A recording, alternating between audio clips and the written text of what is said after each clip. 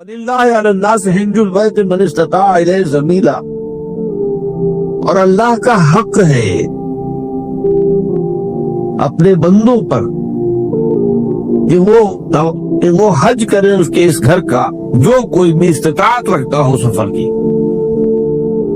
اگر زیادہ راہ ہے، خرچہ ہے، جانے آنے کے خراجات مہیا ہیں، اور یہ کہ آپ پیچھے جن کو چھوڑ کر جا رہے ہیں ان کے لیے بھی اتنے وقت کا جو ہے وہ انتظام ہے کھانے پینے کا، گزارے کا، نان نفقے کا، تو آپ پر حج فرض ہوگے۔ اب اگر اس فرضیت کے بعد کوئی شخص تاخیر کرتا ہے تو بڑے گناہ میں مبتلا ہے۔ جیسے ہی فرضیت ہو جائے، پہلا کام جو ہے، پہلا قرض جو ہے، یوں سمجھیے یہ اللہ کا قرض ہے بندوں پر۔ یہ لام جو آتا ہے، لام اور اعلیٰ، لام کسی کے حق کے لیے، اعلیٰ کسی کے اوپر حق ہونا۔ وَلِلَّهِ عَلَى النَّاسِ حِجُّ الْبَيْتِ مَنِ اسْتَطَاعَ إِلَيْهِ سَبِيلًا، یہ تو اللہ کا حق ہے لوگوں پر، لوگوں کے ذمے، یہ قرض ہے اللہ کہ اس کے گھر کا حج کریں، جائے، طواف کریں، اور جو بھی اس کے مناسک ہیں ادا کریں، اور وہیں پر قربانی کا بھی ہے۔ لِيَشْهَدُوا مَنَافِعَ لَهُمْ وَيَذْكُرُوا اسْمَ اللَّهِ فِي أَيَّامٍ مَّعْلُومَاتٍ عَلَىٰ مَا رَزَقَهُم مِّن بَهِيمَةِ الْأَنْعَامِ فَكُلُوا مِنْهَا وَأَطْعِمُوا الْبَائِسَ الْفَقِيرَ، اسی کے اندر جو ہے مناسک کے اندر قربانی بھی ہے۔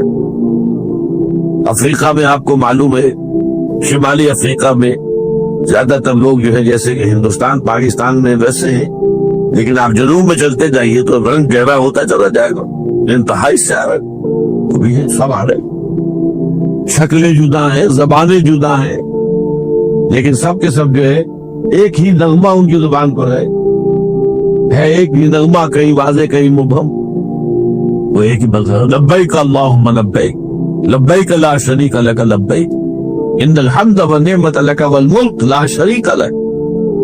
اب یہ ترانہ ہے، توحید کا ترانہ ہے، اور گونج رہی ہے اس وقت، آپ اندازہ نہیں کر سکتے کہ وہ پوری سرزمین گونج رہی ہوگی اس ترانے کے ساتھ۔ تھوڑی دیر کے بعد نئے قافلے داخل ہو رہے، ابھی ایک قافلہ جو ہے اس نے صحیح مکمل کیے، شامل ہو گیا، بلکہ اس کے دوران ابھی اس کا ختم نہیں ہوا کہ تیسرا قافلہ چلا رہا ہے۔ وہ تو یہاں تو ظاہر بات ہے کہ میں نے چونکہ نقشہ اپنی نگاہوں سے دیکھا ہے، مدینہ منورہ سے اور مکہ مکرمہ جاتے ہوئے رات کے وقت، کہ کہیں جو ہے وہ روشنیوں کی وہ قطار ٹوٹتی ہی نہیں تھی، مسلسل معلوم ہوتا ہے کہ سڑک کے اوپر گاڑی ہے، مسلسل، کہیں اس کے اندر وقفہ ہی نہیں۔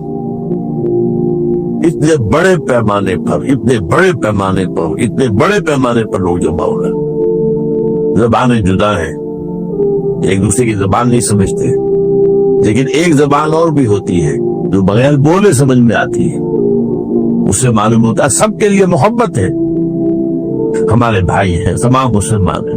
بعض کے اندر یہ محبت کا جذبہ زیادہ ہے۔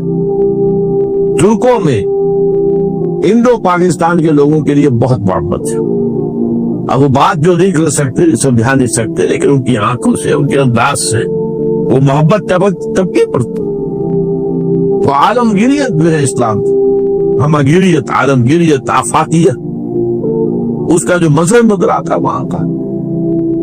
پھر یہ کہ ہمارے یہاں کی جتنے بھی فرقہ بندیاں ہیں وہ وہاں ختم ہو جاتی ہیں، وہاں اہل حدیث ہے، حنفی ہے، مالکی ہے، شافعی ہے، حنبلی ہے، یہ کام بھی کیا ہے آ کر انہوں نے آل سعود نہیں، ورنہ اس سے پہلے جو ہے وہ 4 مصلے علیحدہ تھے، وہاں پر 4 جماعتیں علیحدہ ہوتی تھی۔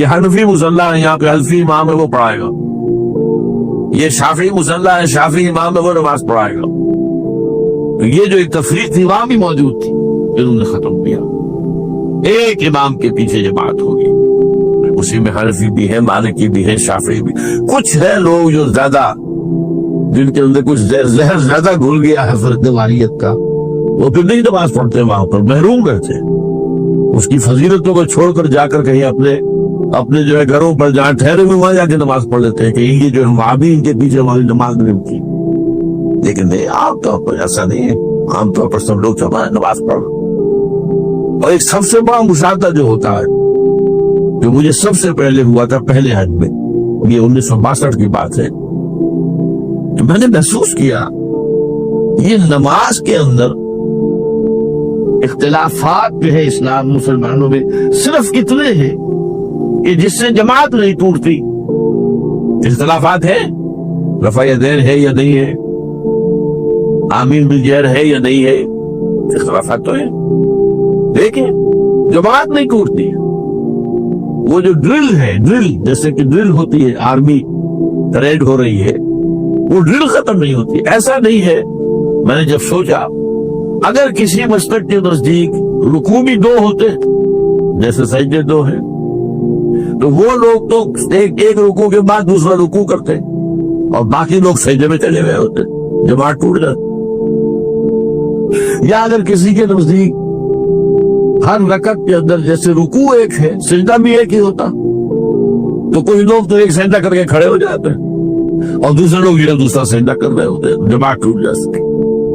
تو یہ میں سمجھتا ہوں کہ کس کی حکمت ہے، کس نے یہ طے کیا کہ ٹھیک ہے آپ میں رنگا رنگی بھی ہو، ذوق اس عمل کو ہے زیب اختلاف سے، اختلاف بھی ہے، رفع یدین بھی ہو رہا ہے، آمین بالجہر بھی ہو رہا ہے، نہیں بھی ہو رہا ہے، سب کچھ ہے، لیکن وہ اجتماعیت نہیں ٹوٹ رہی ہے۔ یہ وہ یوں سمجھیے کہ یہ زندہ بوجھدہ ہے اسلام کا، کہ 1400 برس بیت گئے ہیں اور کتنے بڑے علاقے میں اسلام پھیلا ہے، اور یہ کہ مختلف مسالک وجود میں ہے، اس میں کوئی شک نہیں ہے۔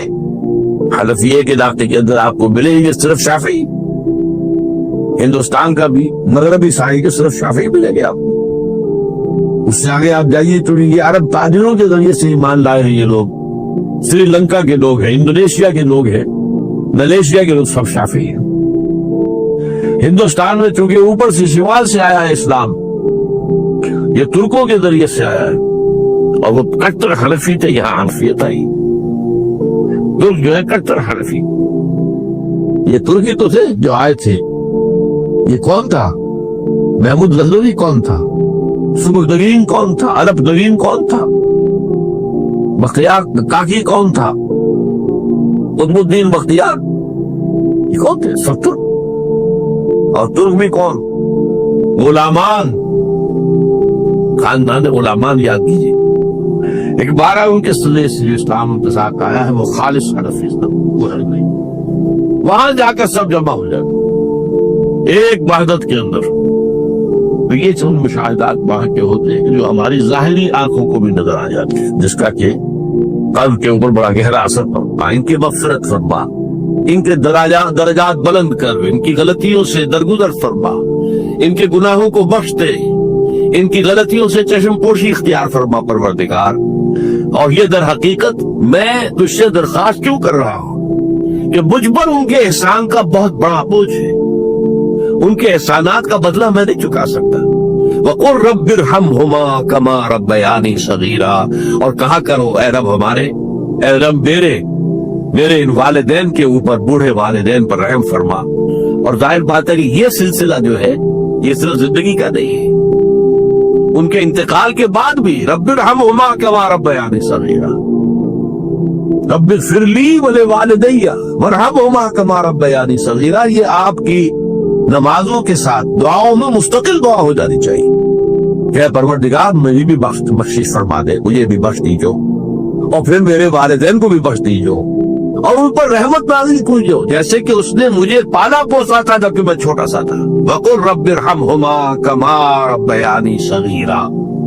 ابھی اس مضمون کا ایک اہم حصہ باقی ہے، اور وہ کیا ہے کہ والدین میں سے والدہ کا مقام جو ہے وہ 3 گنا زیادہ ہے۔ اس پر انشاءاللہ تعالی اب اگلی نشست میں گفتگو ہوگی۔ اقول قولی ھذا واستغفر اللہ لی ولکم ولسائر المسلمین والمسلمات۔